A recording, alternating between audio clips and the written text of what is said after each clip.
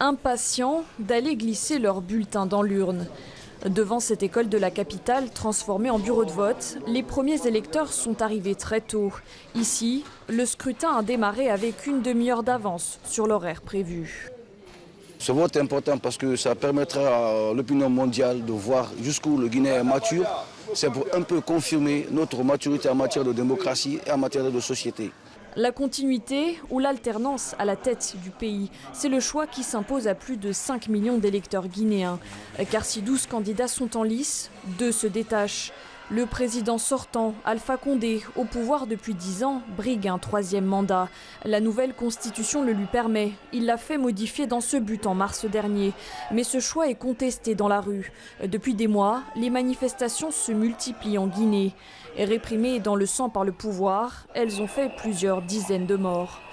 Alpha Condé espère être élu dès le premier tour. Face à lui, son adversaire de longue date et principal opposant, Cellou Dalein Diallo, de l'Union des forces démocratiques de Guinée. Au-delà de la contestation populaire, la dernière ligne droite de la campagne a été émaillée d'incidents. Propos haineux entre les 2 principaux camps, blessés côté militant, les tensions sont maximales. Elles font craindre un nouveau cycle de violence dans l'un des pays les plus pauvres au monde.